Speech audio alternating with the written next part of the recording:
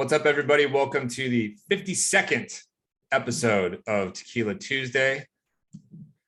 We are here with my friend and former client of mine, actually, at a company called Fundbox that started in San Francisco as a super small fintech company and grew to be a $1 billion plus unicorn. And Basile, I think, was a director maybe when I first met him, and rose up to be VP of sales, CRO. And now he's at a company called ARC, and he's back in the early stage kind of world. And he'll tell you a little bit about ARC maybe, but it's full service finance for SaaS. He's helping startups grow.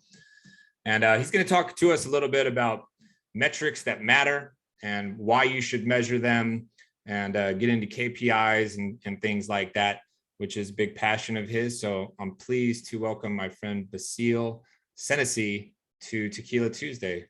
You're up, man.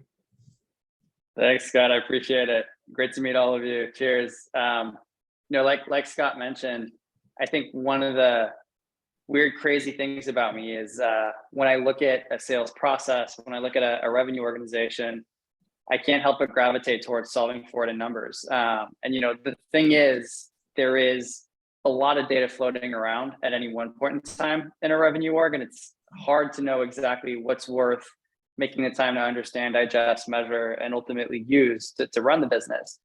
And I think it also is challenging to know, based on like what seat you have within the organization, what like you should care about given that role and that vantage point, right? Like as an SDR, as an AE, as a sales leader, or as an ops person, or as a CRO or CEO, like what matters and why. So I'm hoping to dispel some of that today. I'm also happy to see a couple of friendly faces on here. Eric, hey again. Chris, good to see you. One of the things that I think is important as I kind of like tell my story and how I came to make sense of this mess of numbers and data really has to do with a little bit of what Scott shared, and kind of doing this multiple times at the very early stage. One of the things I learned along the way, there's a cost to measurement. It's not free to decide like this is a data point that matters. Let's use this measure and actually use it to run the business properly. And every single extra thing you decide to measure, that's extra cost, that's extra time, that's extra mind share, that's an extra engineer whose help you need to pull in a particular data point. So being thoughtful about what time you decide to spend on measurement is really critical.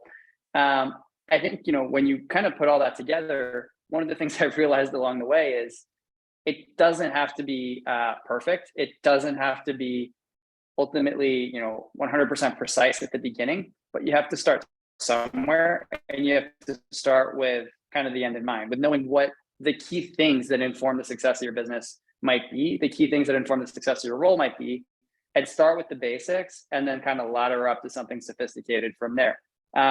So I'm sure you guys are tired of seeing slide decks by now, but Scott asked me to make sure that I back up what I have to say with at least some visual help here. So let me go ahead and share my screen. I'll spare you this part because I think Scott talked about it. One other fun fact that I'll just add: the only reason I'm in tech and building these revenue engines from 0 to 1 and then some, ultimately my long-term goal, shameless plug, I have a winery. I want to grow that winery into the full-time biz. So if you guys like wine and you want to talk about that offline, or just drink some wine, or start Wine Wednesday speaker series, happy to talk about that with you all as well. Look, ultimately, like I said, whether you're an individual contributor driving towards your goal, whether you're a sales leader who's trying to figure out how to manage and measure a team, or whether you're an ops person and you want to, your job is actually to help leaders and individual contributors get the data in front of them that they need to run their respective part of the business. This is going to be a session I think you can get a ton of value of. I want to start though, thinking about this from a funnel perspective. And a great mentor of mine once told me something that really stuck.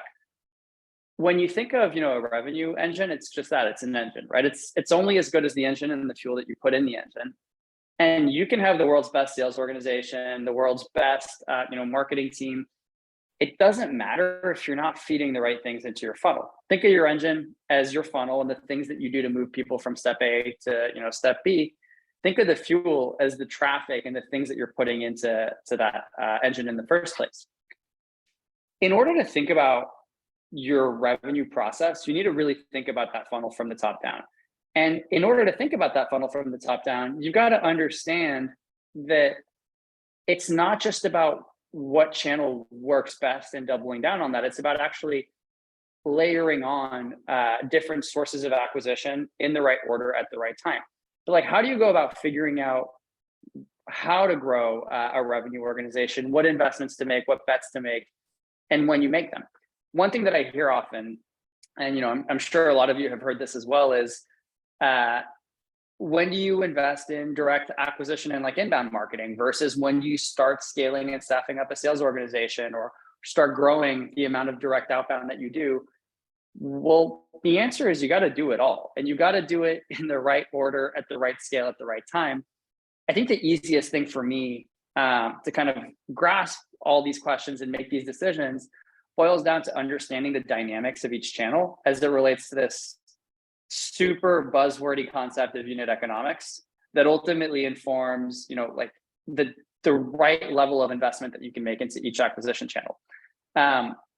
You gotta measure a lot of different things in the business. Things like time to revenue, time to results, sales cycle, all really make the picture of understanding business performance muddier and more complex, right? The longer it takes you to do something, the harder it is to know if that something is working. The slower a channel is to produce results, the harder it is to know whether the investments you're making today will pay off tomorrow. So ultimately, what this all boils down to is understanding the expected value of customers coming into your funnel through each one of those channels, the relative cost of each one of those channels and the investment in moving a customer from point A to point B in them, and then having a degree of confidence that when somebody goes from point A to point B, they'll also go to point C, D, E, and F with a relative degree of reliability.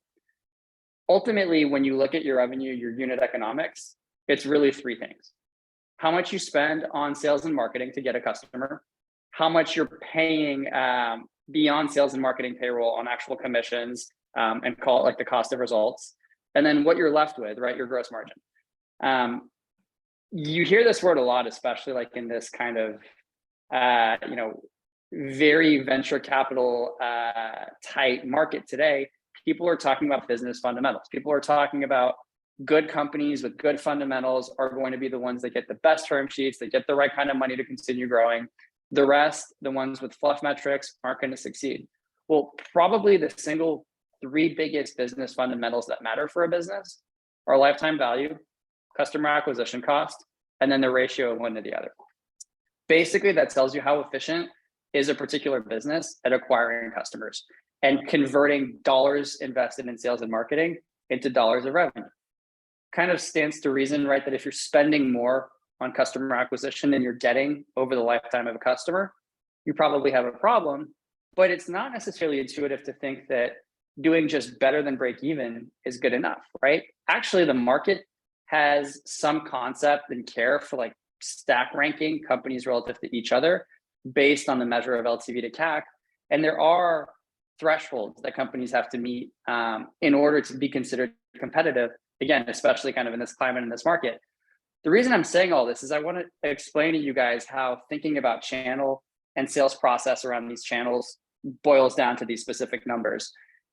But the target that you should keep in mind, and this is actually a good mental model for thinking about it from the lens of an AE or an SDR, a sales manager, or really a CEO, make 2.5 times per customer what it costs you to acquire a customer. Said differently, another way you can think about this, and back to the concept of how long does it take me to know whether I'm doing the right thing or not? It should take you 9 or less months to pay for a customer, or to cover the cost of acquisition on a customer, to know that you're tracking properly and tracking attractively relative to peers in the market. Obviously, this stuff is going to compare, right? Like if you're selling tech-enabled services, it's going to look very different than if you're selling SaaS, very different than if you're selling e-commerce related, style products. But at the end of the day, if you make 2.5 times per customer what it costs you to get one of them, you're an attractive company. If you bring in 2.5 times per year what you cost as an account executive, you're generally in the money, assuming there's not a whole bunch of other hands in the pot. If your revenue organization is bringing 2.5 times all in what it costs every year, you're in the right waters. That's the magic number. Basile, Yeah. There's a question here from Salma. I'll let her ask it if she could take herself off mute. Go ahead. Hey, sorry, I'm just off camera because I'm eating, and then I'll have to do that on camera. Yeah, you mentioned 2.5, and like my first thought was like, why that exact number? Why not 3? Why not 1.5? How did you land on the 2.5? Yeah, it's a good question. I wish I could take credit for it. This is the quote unquote proverbial magic number, right? The Bessemer index. So some way smarter guys who go on boats on Tuesday afternoons and like drink martinis together decided that to invest in a company and have that company be attractive, they want to see on average 2.5x returns on dollars invested in sales and marketing. Part of the math on that is it's a measure of like relative efficiency. So part of what makes tech attractive, without getting like super down in the weeds on this, is the margin generally on tech-enabled services tends to be really high, a lot higher than say manufacturing or hardware, things like that. And the ease, once you have a product stood up, of acquiring customers generally means that it's a very attractive sales and marketing investment to make relative to, like, I'll give you an example. Apple tends to make 30% margin on its iPhones. Salesforce makes 92% margin on the sale of like additional CRM licenses and seats, right? When you're an investor looking at a company, and this is, by the way, how venture-backed CEOs think, because you're taking venture dollars, you're comparing yourself to other peers in the space. The 2.5x number is generally the, call it like median average of the basket of tech companies that are considered venture backable and high quality. Anything above that 2.5x line is an interesting comp from an investor perspective. Anything between 2.5 and 2 is an okay comp. Anything below that ranks below average. Doesn't mean it's not necessarily a good company. It means it's not doing as well as the average basket of peers in that space in tech-enabled sales or like pure SaaS sales. I wish I had a better answer than that, frankly, because again, like this is part of the challenge of working in venture-backed companies relative to companies that only have to worry about, you know, their unit economics as bootstrap businesses with good fundamentals and not care about who they're taking money from. But if you want to attract venture dollars, your CEO is usually looking to beat peers in the space, and the beat peers in the space number typically is 2.5x. Does that answer your question, Salma? It does. Yeah, it does. Thank you. Yeah, you got it. Let's go real quick to Mike, and then we'll let you get back to your presentation. Mike, go ahead.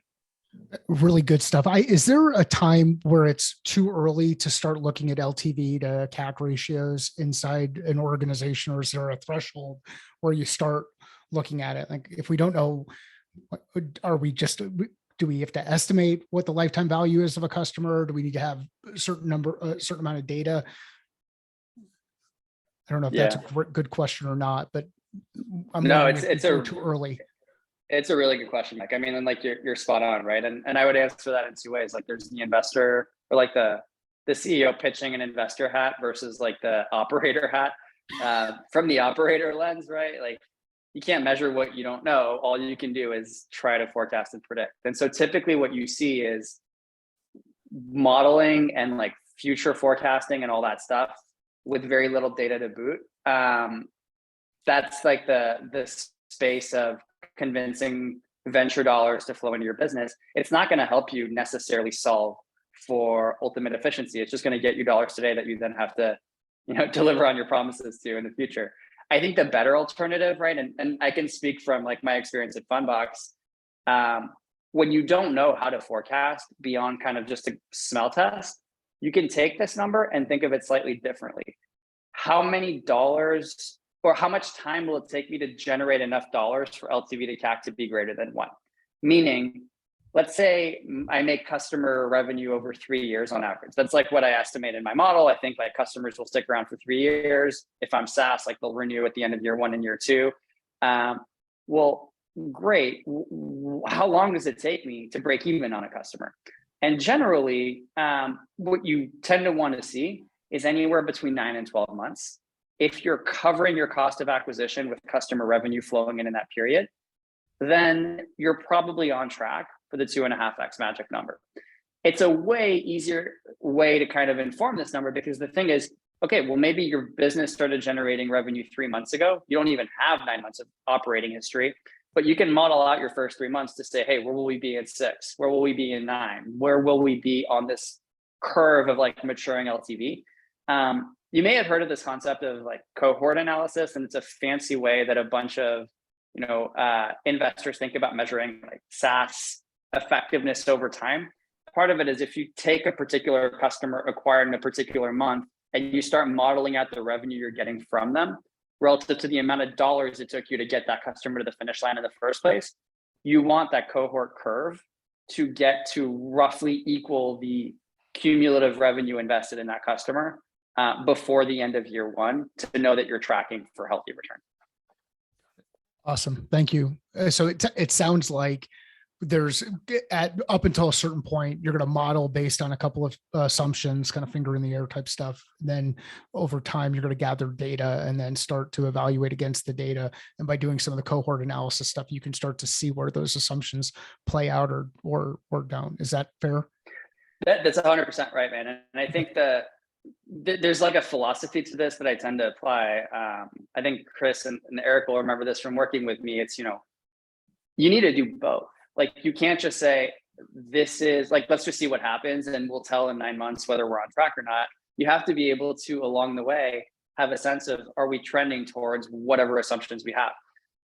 Part of when I think about modeling and forecasting, and this is true of like sales commission plans all the way up to, like corporate revenue. It's about having an idea in mind, a set of variables and assumptions in that idea, and then tracking actuals diligently against those assumptions to know where you estimated wrong, so you can keep reforecasting constantly. So let's say I think my conversion rates are, 50% from step A to step B, and average customer value will be, $30,000. Well, I might realize that one of those metrics is way off by the end of month one of doing that actuals against forecast exercise. And I can figure out, okay, well, what else in my funnel needs to be true if my revenue target's still going to hold? And can I do that or not? So I really like to think about, you can almost call it throwing darts early on to say, I think this is what the variable will be. And then measuring your actuals against that variable on a regular basis, and having this like calibration period of saying, what should my model inputs be? Let's refine them, let's get them right, and then let's recalculate the model again. Thank you. Of course, I'll show you what that looks like too in a second, like in practical terms. Cool. So I told you I was that special kind of crazy. I'm the kind of guy where, like, if I'm in a conference room with you and there's a whiteboard, I'm going to play with markers. It's what I do. But this Have is you the next seen best Mike's thing. background, Basile? Exactly. I think you have me beat, actually, but I don't see colors, so I might hopefully one up you with a little colorful plan here. The concept of what we just talked about, right, is like, how much money do you make per customer? And then how much time does it take you to get to a place where like that investment was worth it? I'm noticing that there's a slight error on the chart there. It should actually say the total lifetime value relative to CAC, or the total cost that it takes me to acquire a customer in a particular channel. The idea is there's like really 3 big ways in which you can get customers. Customers are sent to you by someone else that you know, whether you're paying for them or not. Customers are hearing about you from you directly because you're picking up the phone or writing out an email and telling them who you are. Or customers are somehow hearing about you, not from someone you know, but from like all of your brand work and your, just call it marketing investments over time that let people find you and ultimately come to you. Think of those 3 different channels as having very inverse dynamics, but the bottom line is this: you can spin up a sales team tomorrow, you'll get results faster than spinning up a marketing team tomorrow. Sales is much quicker to ramp on the direct side. However, at scale, anytime you want to keep growing sales once you've reached peak efficiency requires hiring another person on the team, hiring another SDR, hiring another AE. And so the ultimate point of like efficiency from a unit customer perspective is lower on direct sales than it will be on marketing. On the flip side, referrals are pretty flat. Like some referrals you pay rev share on, other referrals you don't. But ultimately, in a model where I pay, say, 10% rev share to the referring party for every customer they send my way, whether I book 100 customers or one customer, I'm paying that 10%. Like it doesn't really change. So your unit economics over time are pretty flat. Your efficiency over time is pretty flat. It's the pay to play model, right? The reason I lay this out is as you get into this next thing, like when you look at the efficiency of these channels over time and what you want your revenue composition to look like, you actually want to kind of start all of them at the same time, but understand that they're not going to pay dividends or bear fruit at the same time. That basically the sales hire you make will bring in a deal before the marketing dollars you spend on creating content, putting out a podcast, doing something else. However, once your marketing channel gets going, that will get you to a much more efficient place that scales way better from a unit perspective, back to that LTV to CAC ratio, right? And same thing, referrals are a great way to prime the pump, but know that you can't really get to maximum efficiency and large scale on a referral channel. When I think about building a business, the one first piece of advice I give a CEO, and frankly, one of my requirements for taking the job is, look, I don't want you to think of sales versus marketing versus a partnership channel. It's got to be all three. The question is, which ones do we invest in what order, at what interval, and with what depth? What I want to always avoid, right, is as the business takes off, customer acquisition goes up, I've built out a sales team, that all of a sudden you see plateauing unit economics, you see plateauing revenue efficiency, and you start to wonder, well, what can I do about it? And your answer is, great, let's turn on marketing channels. And then you go to your marketing team and they say, great, it's going to be 8 months before you see a customer because we need to hire people, we need to build a team, we need to create content, we need to do a whole bunch of stuff.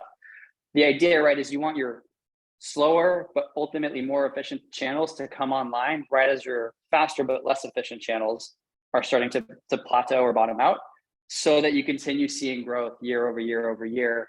And that's really kind of the secret sauce of building a revenue engine. Starts at the top of funnel, built in the right order so that revenue stacks channel by channel over time and your efficiency keeps going up in aggregate. I'm going to pause. Yeah. Yeah, can you talk briefly about what it might look like if you've mistimed those things coming online at the same time? For people here who are trying to look inside now and be like, well, geez, I wonder if my organization has done this right, or I wonder if I did it right.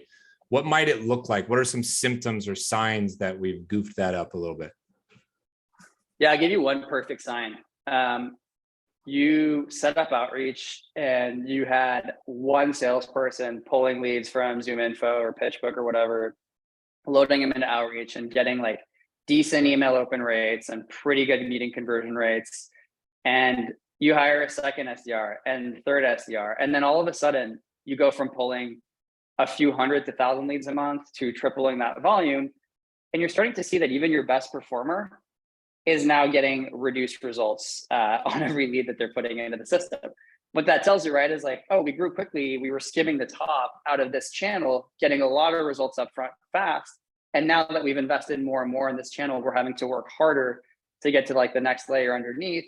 Email open rates are starting to go down. Click-through rates, meeting conversion rates are all starting to go down. That's probably the single biggest indicator I've seen. And usually the way this mistake is made is, I don't want to spin up a marketing team. Let's hire a salesperson or two first, and then we'll revisit that other investment.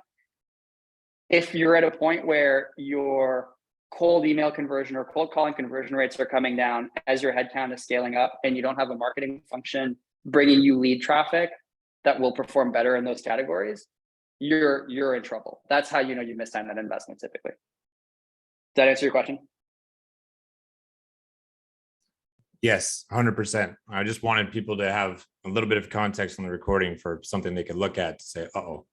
So thank you. Perfect. Yeah, 100%. And I can't see all of you, but I saw some head nodding to say yeah, I've seen that happen before.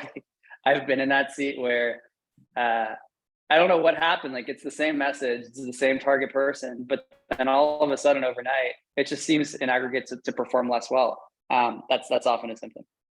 And I think, the other part that I'd impressed upon you, and this goes directly back to your question, Mike, earlier, like, man, depending on the business you have, it can take a long time to really start to see some of these results. The general rule of thumb, the longer your sales cycle, the longer it will take for any of these channels to scale. So the longer it will take you from the time you realize, oh man, we should have invested in X, to being able to invest in X and see a return. That means, right? Like if you're selling enterprise B2B SaaS software, you probably should be thinking about those investments that seem fleeting now, because if you wait, it will take you a really long time to get those alternative channels spun up. On the flip side, right, and this was the problem at Fundbox, which was a good problem to have, we had a sales cycle of, I think, like 4.5 days on most of our traffic, super fast. So we could say, oh, well, we didn't do X, great, that's easy. We had another problem though, and it looked more like that. For us to break even on a customer was a lot harder, because the units per customer that we would generate were really, really hard. And for a long time, we were chasing break even at a unit level. And it felt nearly impossible because we were like, man, like a salesperson needs to bring in like 45 to 50 new customers per month in order for us to justify like that investment. At which point does that become impossible? Well, the answer became great, like bring in better leads. And so we did actually bank on referrals that converted twice as fast. We did really dial up our marketing investments so that leads could come into the funnel at a much higher point of intent. We had a fast sales cycle, but a really low LTV. I think a tough place to be, right, is low LTV, long sales cycle. In that example, it's not impossible to do business, but you got to really make the right bets early. Actually, I guess this answers your question earlier, right? Like, my econ might be showing because I studied that in college, but the one word to answer your earlier question is opportunity cost. Like you could have made more money, but it's not going to take you more time to make that same money because you have to wait months for whatever results would have flowed to start flowing. I know this is a meeting or a Tequila Tuesday about metrics, so I'd be remiss if I didn't share a few that I think are really important, and I want to walk through in a second, like how I put them together and measure them. But I like to think about this as like really two buckets. On the one hand, direct outbound, that's all the outreach, like lead source fed into a cadence platform where you're sending email sequences, and then the inbound side. And I think I like to keep it really simple. I'm not a huge fan of measuring raw activity. I like to measure quality. I'm not saying activity doesn't matter. You should also track that and measure that. But ultimately, I hold people to a results-driven standard rather than like a busy work-driven standard. I'd rather you bring me 2 customers by sending 20 emails than 2 customers by sending 200, as long as you're bringing me 2 customers in the same time period as the other guy. And so one of the things I look at is like, how much are you actually touching at the top? And how effective are you at going from new lead consumed to customer or to prospect potentially engaged? So leads first touched and contact rate are 2 of the very top of funnel metrics I measure on the direct outbound side. That is literally like leads added to sequence or lead first activity, today, this week, whatever. And then contact rate is how many of them have a pulse and are giving me some sign of life versus how many of my effort is just falling on deaf ears and going nowhere. One step down from that, though, it's great to have somebody like reply to my email, but if the replies on average are like, I never want to hear from you again, not the most helpful thing for actually creating pipeline. So I tend to hold teams accountable to prospect creation. Again, I don't care that you brought me 2 by touching 200 or 20. I care that you brought 2. And that's at the end of the day, I need to know how many prospects are required to create the opportunity count we need. And then you solve for solving less leads to drive more prospects, right? Like optimizing that particular equation becomes a key part of the solution. Your channel mix will help directly inform and feed that particular equation, because marketing channels or like referral channels will generally require a lot less leads touched and consumed than cold channels might. But ultimately, prospect creation, and then this concept of driving towards quality outcomes rather than just leading volume is something that I really hold dear in the sales orgs I build. It's not enough to create prospects. They've ultimately got to be truly sales qualified and in market. And so the rest of the stuff that you might think about is obvious. How many of my prospects are truly sales qualified? How many of them are taking meetings, completing meetings, show rate, and then, continued like down funnel rates from there. All the stuff that everybody knows to track and typically tracks: meeting show rate, meeting, close rates, loss rates, all that other stuff. But if you're going to really boil the ocean on this, how many inputs are you touching at the top? How many people are moving from step 1 to step 2? With what level of efficiency? And then how many people are ultimately getting into opportunity stage, given that? Flip that over to the inbound side, right? Ultimately, a lot of the metrics are the same, but in the inbound game, like time is money. Buyers are buying and are coming to you at the point usually where they're evaluating multiple solutions. So in addition to measuring how good your inbound traffic is, your qualification rate, how quickly are you handling it? Like, how often have you guys been shocked to see an inbound lead not be touched for a day or two? And I'm not talking like it was sequenced in outreach or in sales loft. I'm talking you actually had somebody look at who the company is and decide to pick up the phone and contact that customer and help them all the way through, right? Time to service is probably one of the most important inbound metrics, if not the most important. And, old adage like holds true, time kills the sale. Really, really critical here. Of course, like channel volume is also key. I think there's this other concept, maybe not listed here, but that ties a lot of this stuff together. It's not about activity. It's not just about results. It's about all those things together. It's that efficiency concept. How many people do I touch? How deeply do I touch each particular prospect? And then ultimately, how quickly and how many can I convert to the next stage are the ways that I think about measuring like my personal pipeline, my team's pipeline, and my company's pipeline.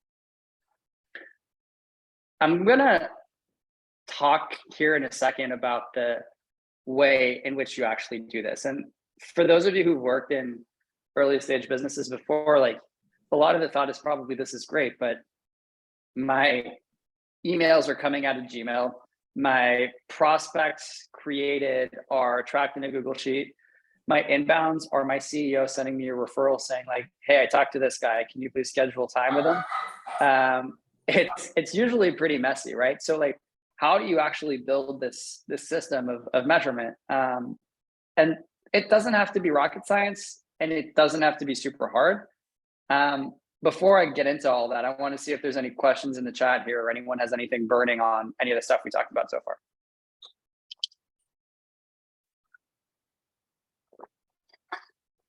All right, perfect. My opportunity to drink a little water while you guys let me catch my breath. So look, I think that the bottom line is measurement is messy, especially early on before an organization has developed a lot of, call it like operational experience, pulling in data, reporting on data, et cetera. But it's still really important. At the end of the day, I believe in this concept of the single pane of glass.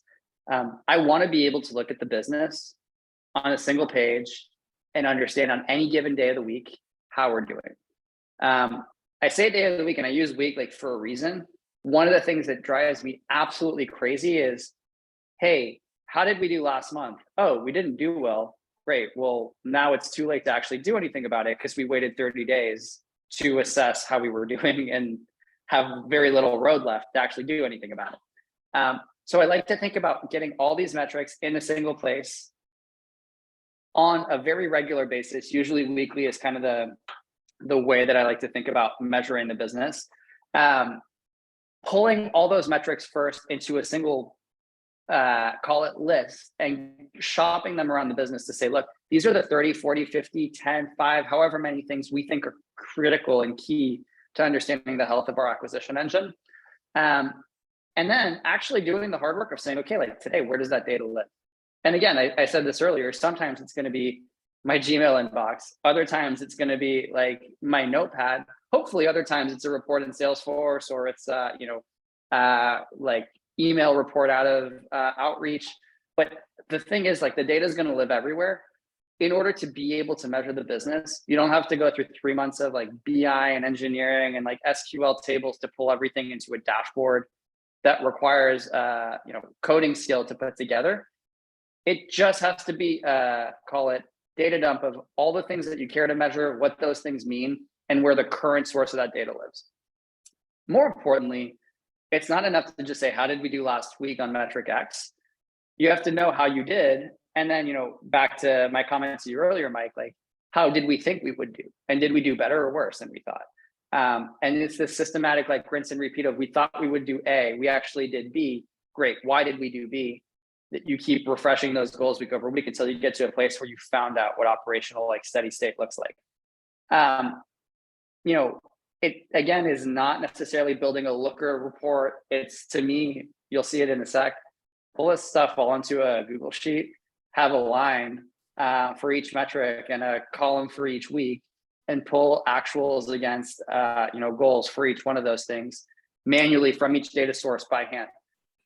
Again, my, like, special crazy is showing here, but my usually Sunday routine is I go in and I look at metric by metric, pull in this data to get familiar with it and know what did we do last week in this particular area, and actually know who in the business I need to talk to the following to say, like, hey, why was this up? Why was this down? What happened? So you get really personal with it and actually pull the data one by one and get to know the information well. And then I actually just make sure it's not an exercise in spreadsheeting. It's needs to be useful, right? It's who needs to take action. What did we learn based on the way that our data trended, et cetera. Once you have all that stuff kind of on rinse and repeat, you make the investment to say, okay, great engineering, like, go ahead and build me dashboards.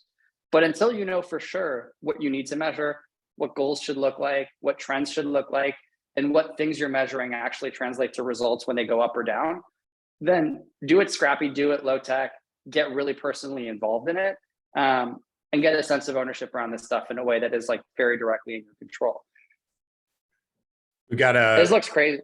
Hold on 1 second, Basile. We got a couple kind of doubled up questions from Omar. Omar, can you take yourself off mute? Yes, sir. So my question is here, I'll take my, I'll put myself on the camera too. So I'm curious to hear from your perspective, how you would decide when an opportunity gets opened up. I know it's a little bit off topic, but not really. But yeah, so lead gets handed off to the account executive. There's a lot of, like, different perspectives on this as to when the lead gets handed off and qualification framework, and then from there, when it gets opened and you attach ARR to it. I'm curious to hear from your perspective if you have any opinions on when you want to see an opportunity open and you want to see ARR on it. Yeah, it's a really good question. I mean, the idea, right, is an opportunity is a prospect that you actually think you have a shot at selling. So you need to know enough about that particular company in person to know that they have both a rough need, and should that need, like, come to fruition into a transaction, actually be able to support their business. Meaning, like, there's two sets of qualifications, right? In my view, there is, do you want to buy? And then can you buy?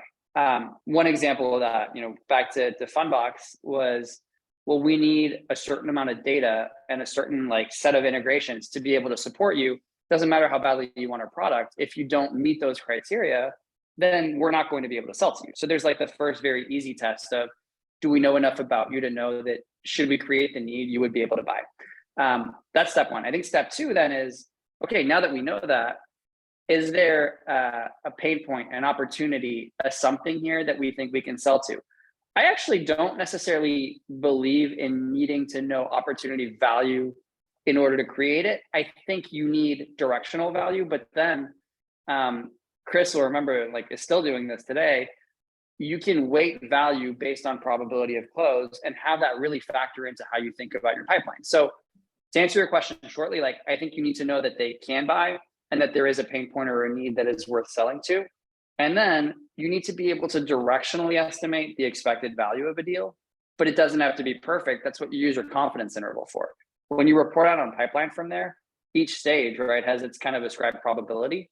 The very first stage in the sales process at the opportunity level can be set pretty darn low so that you're not skewing your entire pipeline view and pulling in a bunch of revenue that ultimately will have a very low likelihood of closing.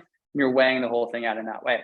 I don't know that it's perfect for, Like every business, what I found, right, is I'd rather be sure that the people we can sell to can buy and then create the need at the opportunity level. That said, I think it really depends on the business and the product. I think another layer to this is probably another Tequila Tuesday, like worth having. So here's some thought for future content, Scott, but a lot of this falls back to the AE, BDR, SDR incentive structure too, and how you think about the two of them together. So like some models I've seen, right, are an SDR's job is to create opportunity. So an SDR is going to do everything they possibly can to push stuff across the opportunity line. On the other hand, an AE can just accept all those opportunities and there's no cost to them. Create whatever opportunities you want. Who cares? Like I'll convert what I convert and it doesn't really matter. There's no consequence on me if they don't go anywhere, but the SDR wins. I think a balanced model means that an SDR doesn't want to create bad opportunity and it's reflected some way, somehow in the incentive plan.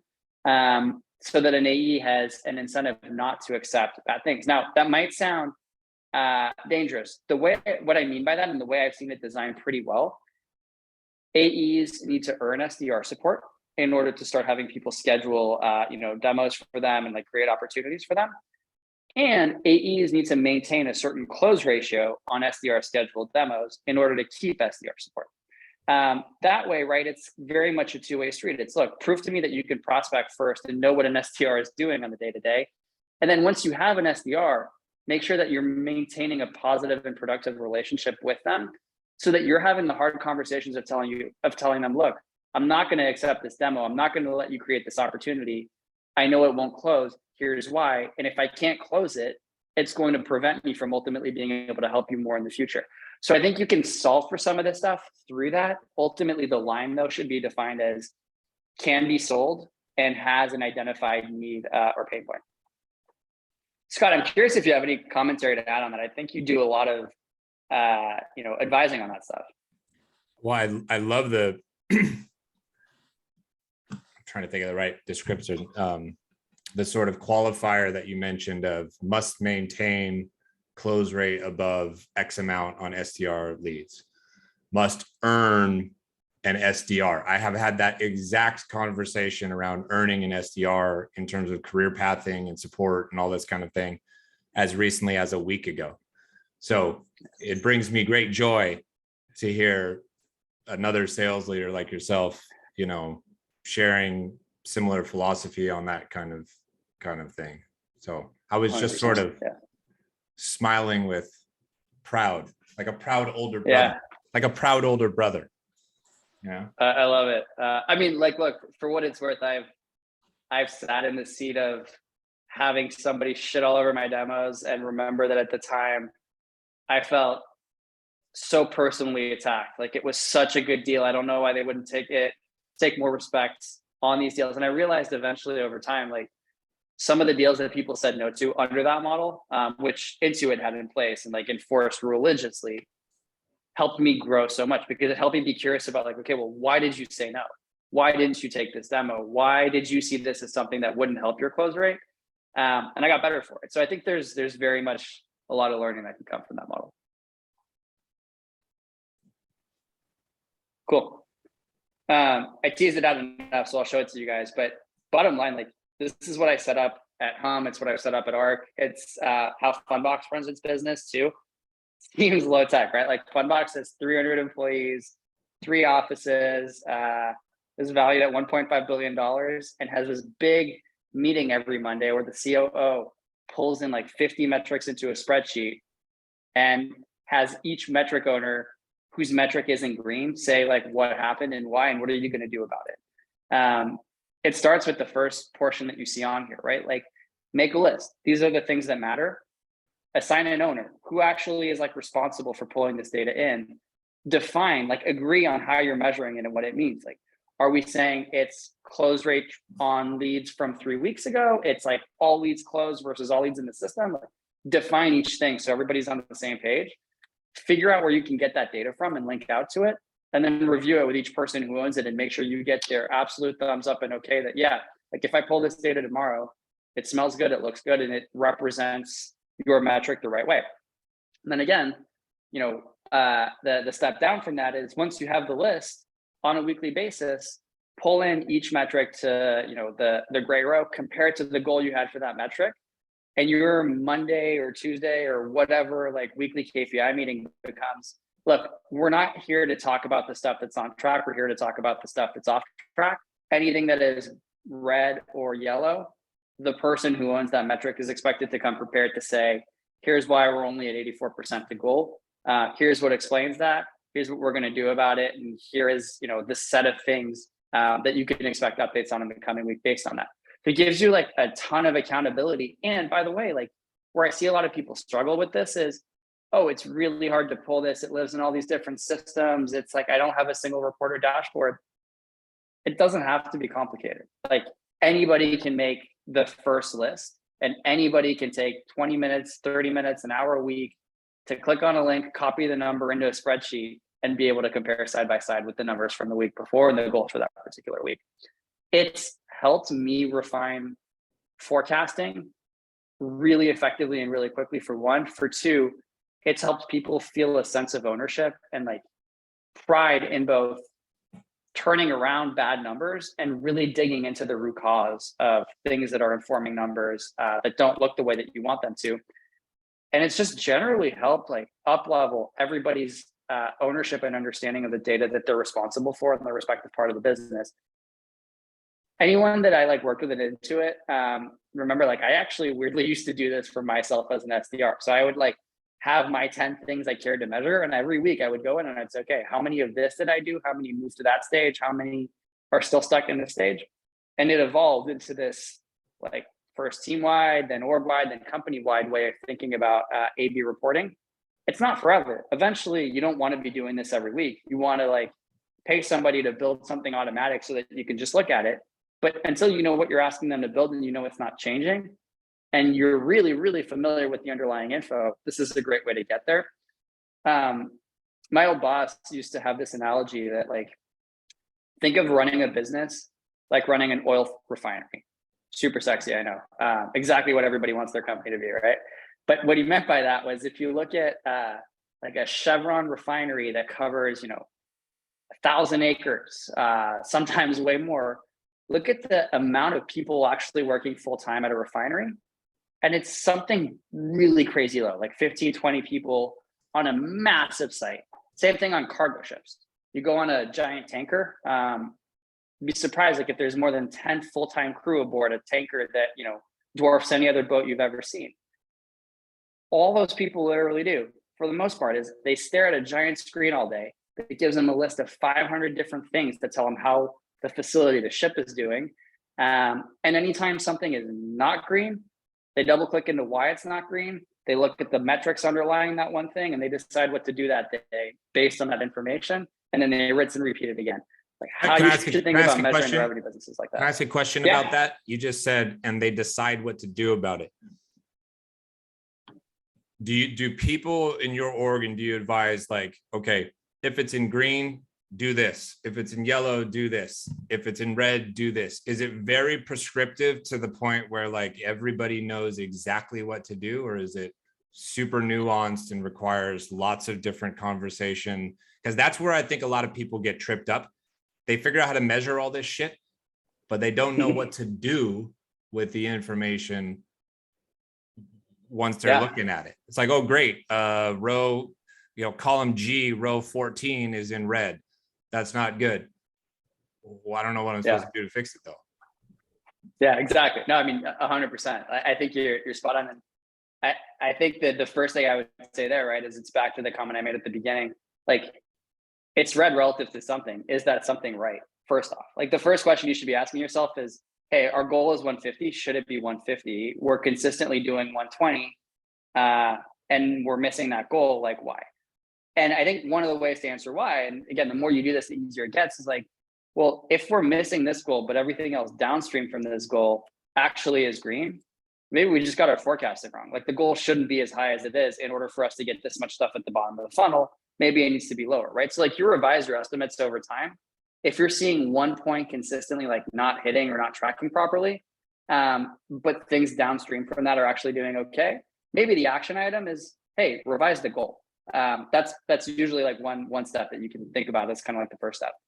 I think that the next part, right, is, okay, well, what assumptions do we think like underlie each of these metrics? And yeah, for each one of these metrics, you can get pretty cute with this. I don't recommend it at the beginning, but eventually it can be, look, what are the sub things that you can break this out by?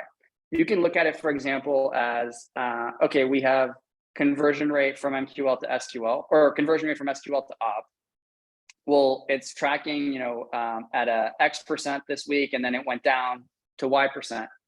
There could be very much a prescriptive action plan that is, okay, great, like double click into that number, break it out by channel. Is there one channel here that informs why this number is down? Compare, inbound versus outbound, like which one of these metrics was down when you break it out at that level. And if both of them are down, then it's not the channel. Move on to the next thing. Is it like our aggregate email open rates? Is it something else, right? So I think you can very much make a list of things to look at if something goes wrong. Candidly, I think what I've typically done is made sure there was a person who both knew they were the owner of the metric and wanted to own the metric, responsible for doing that double click, and tasking them with giving me like a series of reasons why they think it could be the problem. And then we make the decision together.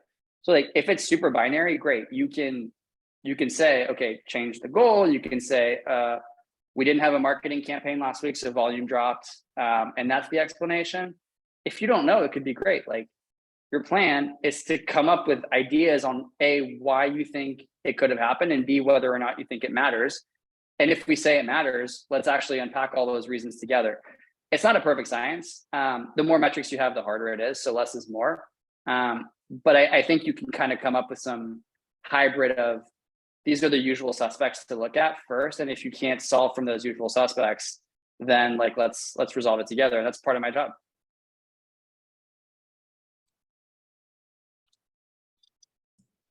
Cool. Appreciate that. Yeah, of course.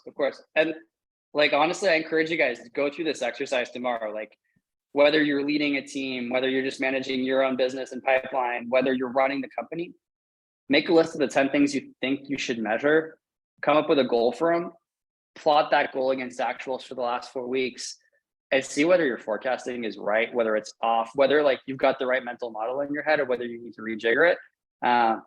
I'd be shocked if you don't learn a thing or two about it. Cool. We talked about a lot of this stuff already, so I'm going to spare you guys all these other slides because I know I'm doing a whole lot of talking and I want to stay on track. But ultimately, the two things that you measure right in the business, how much volume and how efficiently. If I'm going to beat like one thing over the head over and over again here, it's neither of them are right. You got to take them together. You can beat inefficiency with a ton of volume. You can solve for very little volume with a lot of efficiency. But on every metric, you should measure both and understand how you're tracking on both.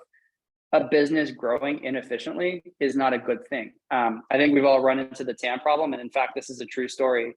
When I worked at Demandforce, we sat in a room and started looking at our quarter over quarter results, our like by vertical opportunity count required to hit the next quarter's worth of results. And our ops team had forecasted out like, okay, great. This is how many leads we think we're going to need in each vertical to make this happen. So how many people we need to hire, so on and so forth.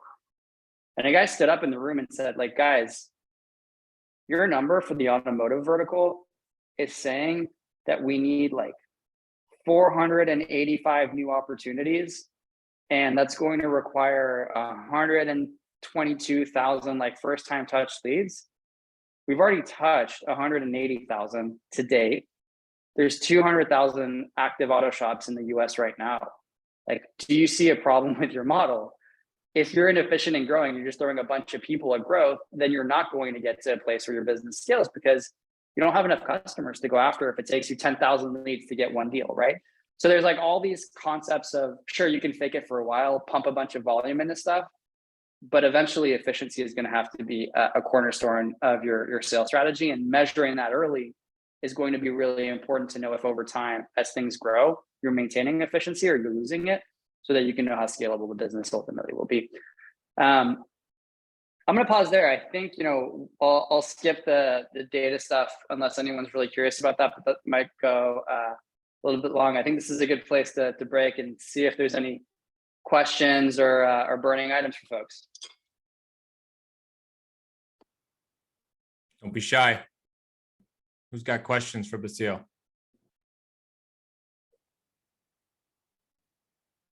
If you guys prefer asking about the wine too, I'll take those, but I'm not sure Scott will have that on here. I'll clip that part out. Yeah.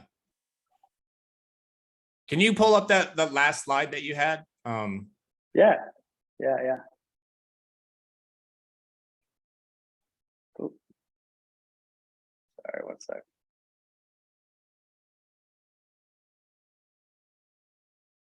I wanted to talk about some benchmarks for some of those efficiency numbers. So you're talking about like leads touched, prospects created, opportunities created, right? So a couple kind of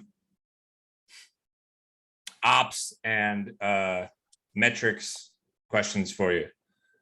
Mm-hmm. What's the right number of accounts for somebody to work at a time before you give them too many? What's the right number of kind of opportunities created that somebody should be aiming for maybe per week? And then what is the benchmark people should shoot for in terms of email open rates, reply rates, this type of thing? And try your best to not just say, well, it depends on what business you're in and all that. Give us a non-fence sitter answers. For sure. My wife's a lawyer, so I could do really good. It depends, but I'll spare you. Look, I think the way I like to think about this stuff is like, how many activities can one person do? How many activities do you expect per customer, per account, to start with that question? And then what do you think, is reasonable in a month? What are activities? Like, are they cold? Are they warm, et cetera? Ultimately, I think I found the right account carry in a relatively transactional business to be between 250 and 350. I think that's, again, SMB and going pretty deep on existing on like the account level. I think if you're going, mid-market and enterprise, just bring that number down. I mean, look, if you're doing large named accounts, I think a Salesforce AE has something like 40 to 50 accounts, and that's considered like a pretty decent portfolio to manage and sell into. So, that's on the tail end, but I think anywhere from 150 to 250 feels pretty reasonable. Business aside, 250 to 300 is doable if you have a transactional business. Above that, you're probably leaving a lot of meat on the bone. Prospect creation, opportunity creation.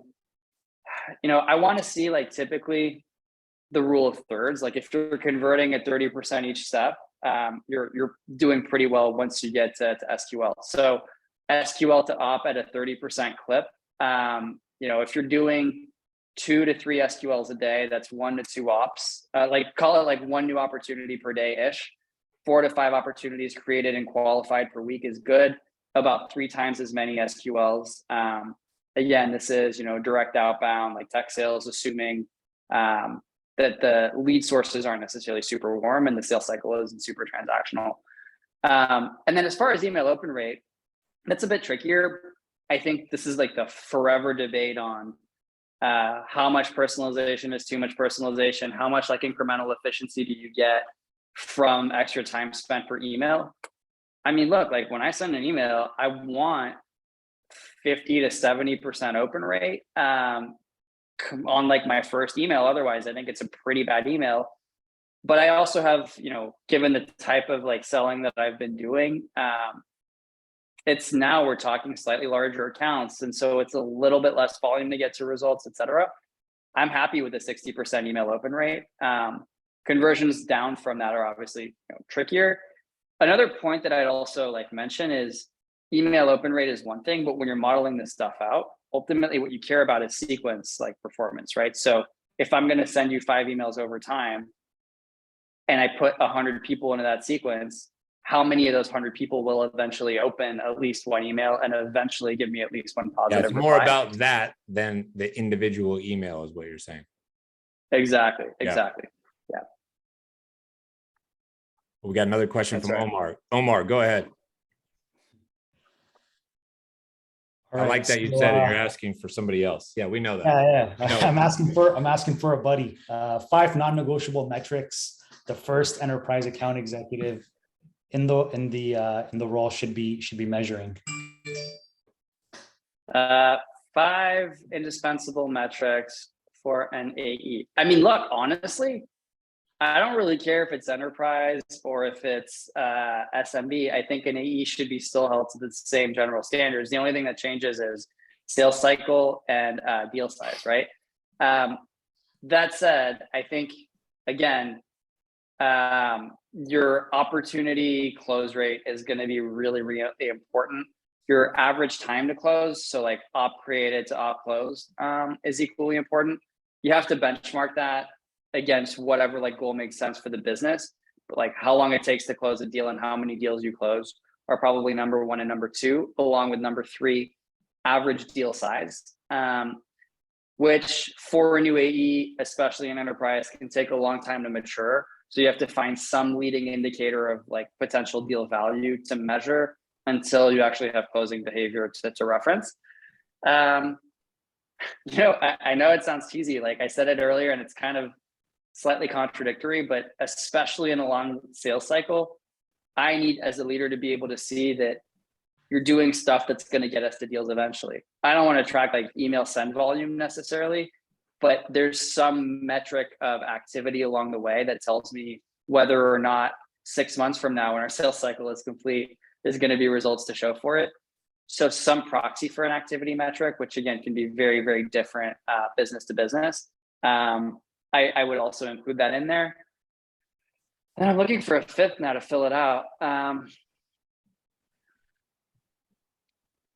mean, I think there's probably a layer on top of all this that is,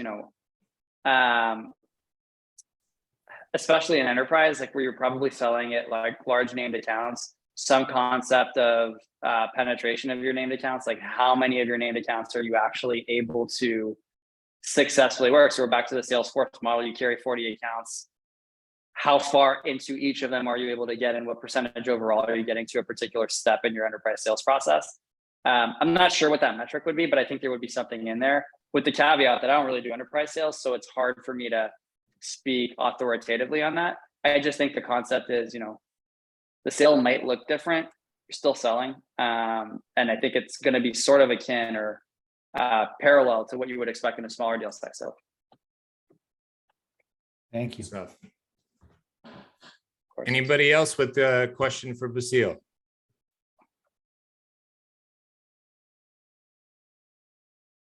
Going once? Actually, I have a question. Go for it. Ross. From taking this away from new business and going to more of an account management expansion, are there different types of metrics that you would be looking at on top of some of these? Yeah, for sure. So you're 100% right. Like this is really focused on revenue acquisition, right? So if you have a land and expand model, this is the land part. I think conceptually, it's not that different.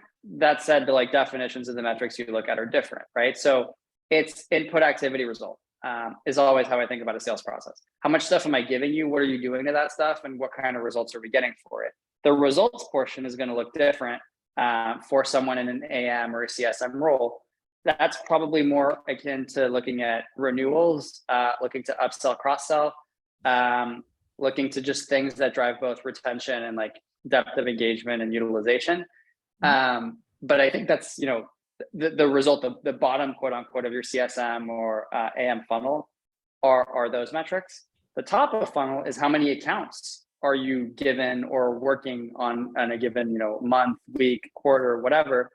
And then what are you doing to those accounts is you have a step defined for how many people enter the renewal process, how many people you're able to get in front of to have a conversation around renewal, and how many of those conversations convert to actual renewals. So that framework, like to me, holds true. Input, activity, and conversion from step to step in your respective sales process, and then results at the bottom. With a CSM, again, it's not just about one metric. It's usually retaining customers by getting them to renew, if especially you're in a contract business, or getting them to reutilize if you're in a utilization business, and then expansion. So how many new products am I selling you? How many more things? How much am I growing the GMV of a particular account over time for people who are eligible for additional sales? Does that answer your question? Like definitions aside, I think the concepts hold similar. Yeah, yes, it does. And those are mostly outcome driven metrics, right? Like by the time I report the number, the activities have already kind of occurred to make that number happen, right? Mm-hmm. So what I'm struggling with is trying to get ahead of that outcome.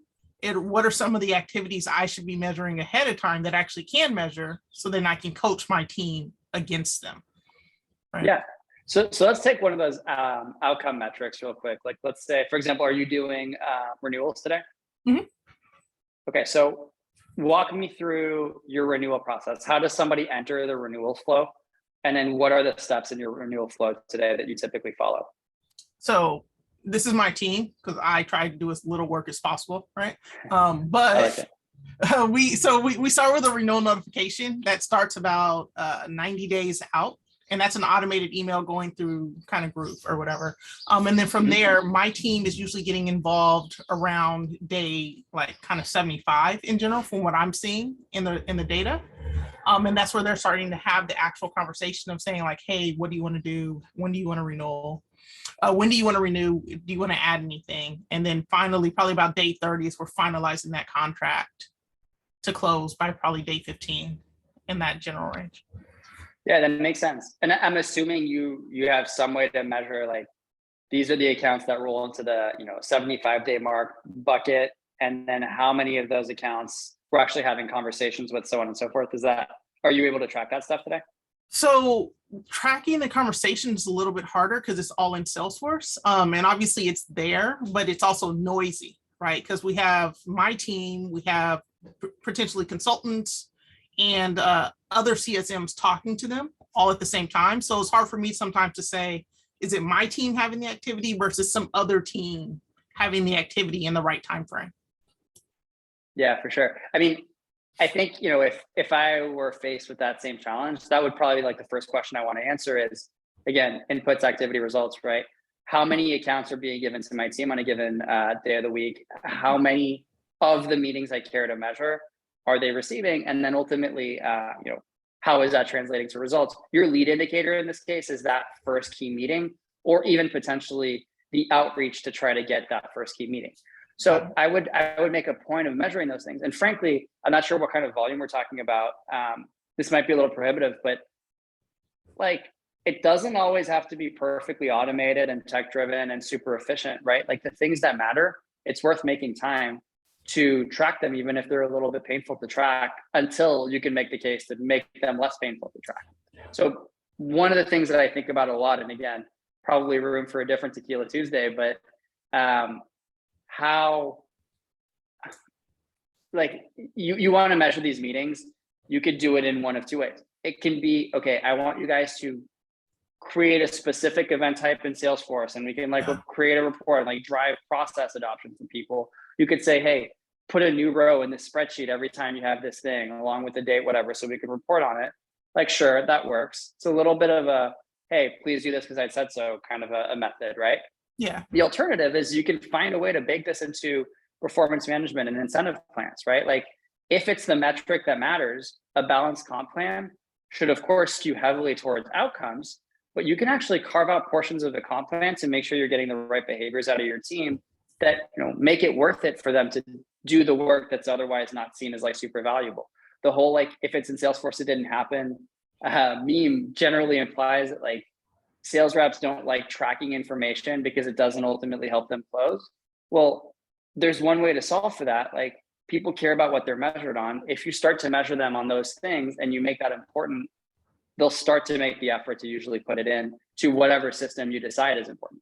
And we did this at Hum and at Fundbox to some degree. Was like 80 to 90% of the comp plan is weighed on actual revenue outcomes, but a small portion of the comp plan is weighed on those leading indicators. And we require people to be able to track them in some way, shape, or form, come up with a system, tell them they're getting paid on that, and then they start adopting it pretty tightly. And you can even do stuff that doesn't require fully changing the comp plan. This is actually pretty cool. Intuit did this. Quarterly payouts, but you can get a small percentage of your quarterly payout if you're tracking on your lead indicators at the end of every month, so that, right, like you're building a healthy pipeline. Let's say you're going to get 10 grand at the end of the quarter, or 9 grand to make it easy. Well, maybe you get a percentage of that paid out at the end of month 1 or month 2 if you have enough renewal calls booked and completed by the end of each one of those months. Implicitly, what will happen is you're going to have to come up with a way to track those. People are going to put in the elbow grease to track those, and then you're going to start reporting on those and systematizing it. So the flow between incentive design and making sure you're measuring the right lead indicators can be a really helpful way to solve some of those questions. Awesome. Thank you. Of course.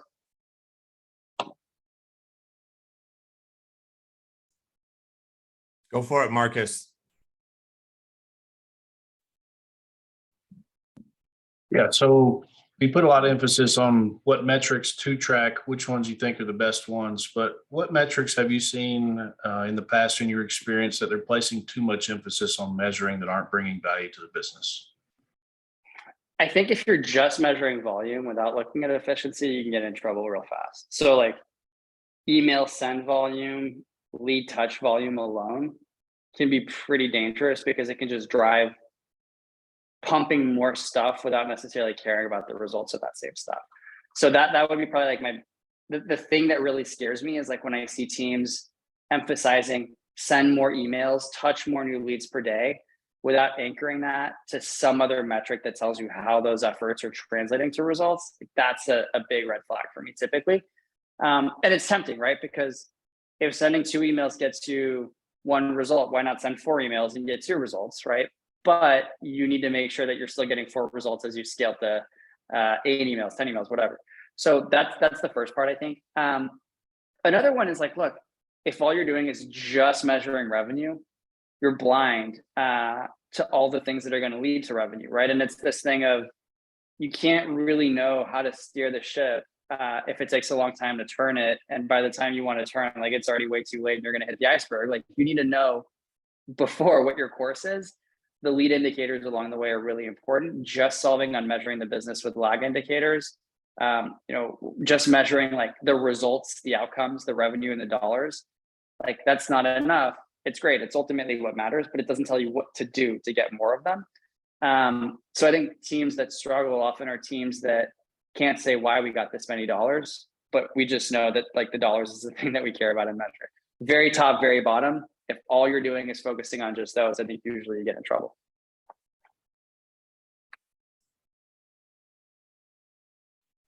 Anybody else? Any last questions? We sneak in.